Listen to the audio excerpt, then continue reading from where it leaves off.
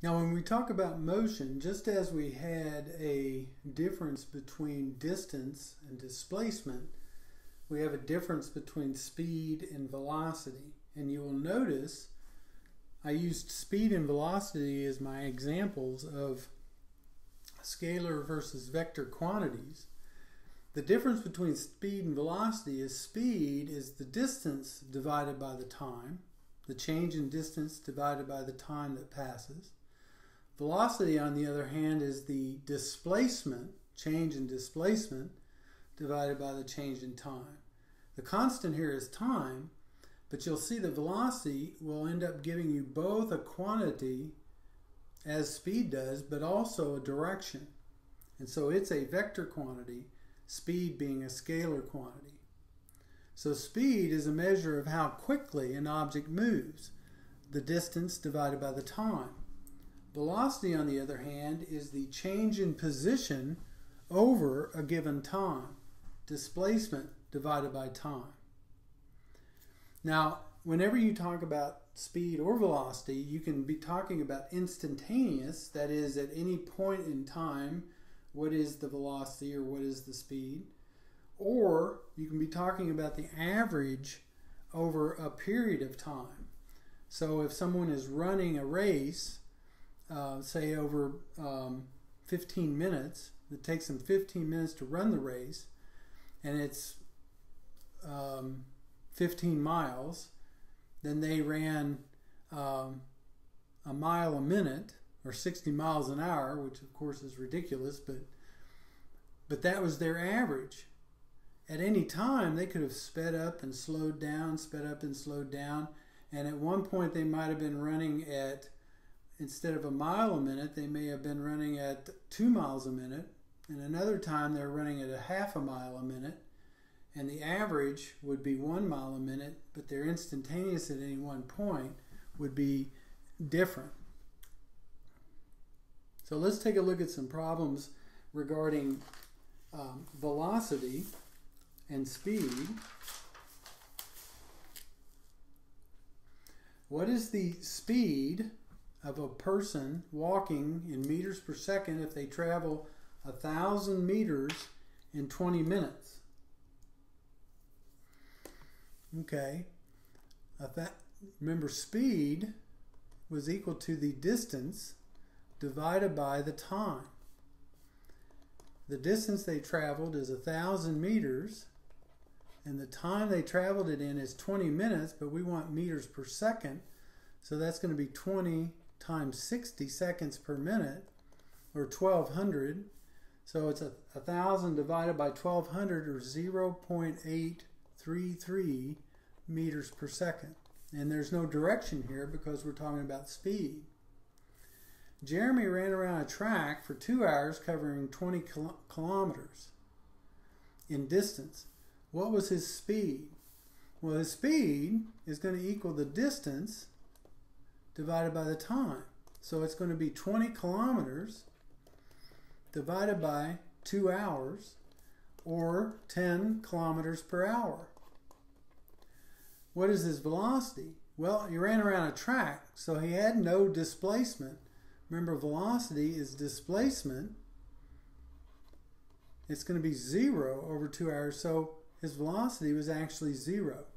And I've seen them use that as a trick question on physics tests from time to time, so you need to remember that. Now let's look at another problem where we look at what we were doing in the last lecture or last part and combine that with this part. We have Billy riding a bike due west at 14 meters per second for 10 minutes. So he starts at a point and he goes 14 meters per second for 10 minutes. Then he turns south and rides 12 meters per second for 5 minutes. What is his average speed and velocity? Well, now speed is just this total here, okay? So that's going to be 14 meters per second times 10 minutes, which is 600 seconds, plus 12 meters per second times 5 minutes, which is 300 seconds. So up here we've got 3,600, and here we've got 8,400 meters. If we add those two together, we get 12,000 meters, and he had a total of 900 seconds. So his speed is going to be equal to 13.33 meters per second. Now his velocity, on the other hand, is his displacement here divided by this time. And so we have to take this 8,400 and this 3,600, and you square both of those. So this is going to be equal to the square root of 8,400 squared plus 3,600 squared. And if you do the math on that, you end up with 9,140 meters, and it was 900 seconds. And so his velocity is going to be 10.2 meters per second. And his velocity, since he went west first and then south, then it's going to be southwest. Now, another thing that you can do is, because vectors are also, velocities are also vector quantities, you can add velocity vectors the way we've been adding displacement vectors. So that's what we're going to do with this next problem. We have an airplane that flies. It's flying due west at 550 miles an hour. So here's the vector for his velocity due west. But at the same time, there's a wind blowing that's blowing south at 25 meters per second, miles per hour. So his actual vector, velocity vector, looks something like this. And this is going to be equal, just like the other ones, 550 miles per hour squared plus 25 squared. And the answer here is actually 550.6 miles per hour. And instead of being due west, it's actually going to be southwest.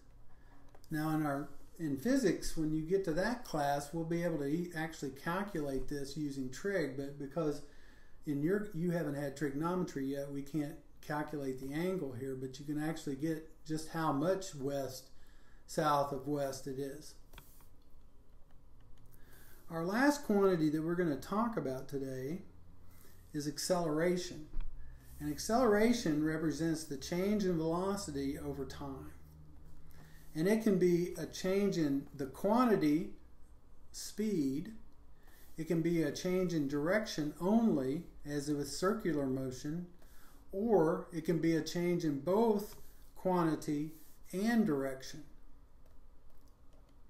So acceleration represents the change in velocity over time. So A is equal to the final velocity minus the initial velocity divided by the time period in which those two determinations were taken. Deceleration is negative acceleration, or a decrease in velocity. While drag racing out at our school parking lot, I found myself at the speed of 40 meters per second in 7 seconds. After starting, what was my acceleration during that time? Well, we said that acceleration is equal to the change in velocity over the change in time,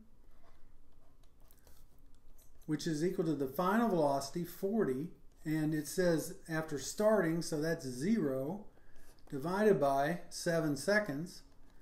And so the acceleration there is going to be 5.7 meters per second squared. If you drop a ball out of my car while I was traveling at a velocity of 25 meters per second and it underwent deceleration at 2 meters per second squared while rolling to a stop, how long would it take to stop? Well, if A is equal to delta V over delta t, delta t is going to equal delta v over a, which is going to equal, now this is going from, the final velocity is 0 because it's stopping, the initial velocity is 25, and the deceleration is 2, and so it's going to be 12.5 seconds.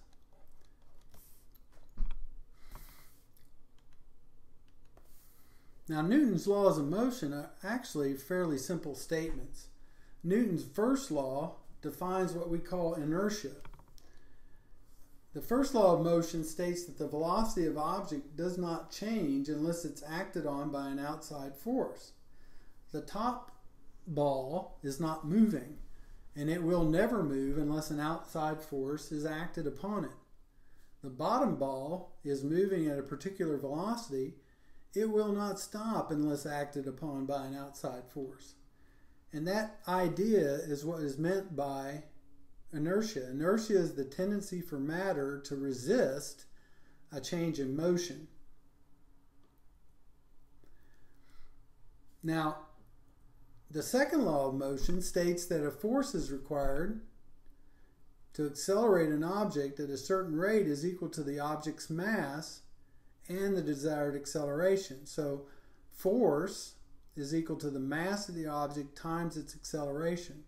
So if you have equal masses, as shown here, a greater force, shown at the top, will result in a greater acceleration compared to the bottom where you have a lesser force. The force applied to an object is directly proportional to its acceleration if its mass remains constant.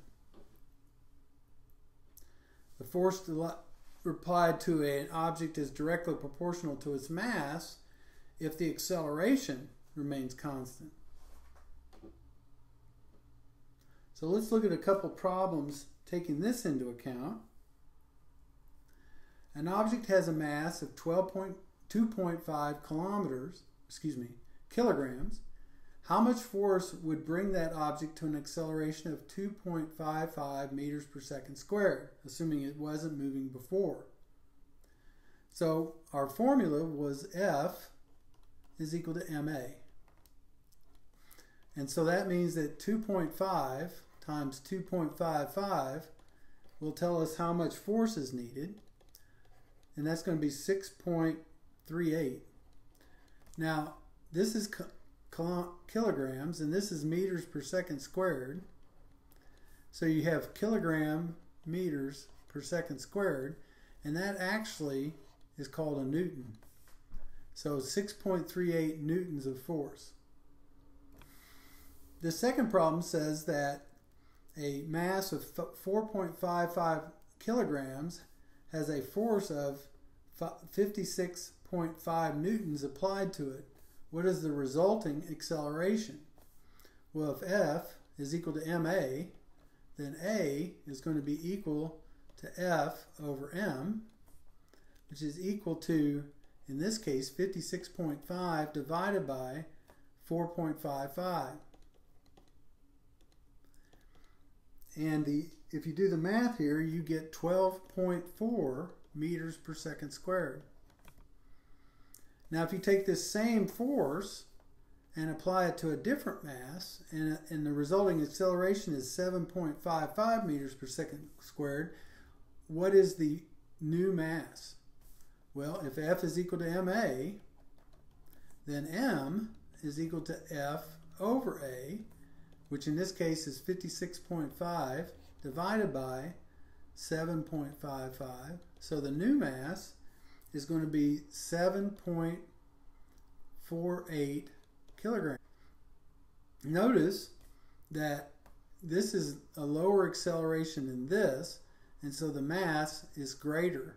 Finishing up Newton's laws, and the last of Newton's laws is Newton's third law of motion. Newton's third law of motion says that when one object exerts a force on a second object, the second object exerts a force on the first object of equal value and in the opposite direction. For every action there is an equal and opposite reaction. With this rocket here, you have the action is the force of the flame escaping out the back. The reaction is the rocket heading to the right, and you'll notice the size of the arrows are the same. Whatever force comes out the back is translated and causes the rocket to move in the opposite direction with an equal force. Unbalanced forces always result in an acceleration. However, if you have balanced forces, in other words, if forces are directly opposing each other, if these two arrows, for example, were facing each other instead of going in the opposite direction, then acceleration would not occur.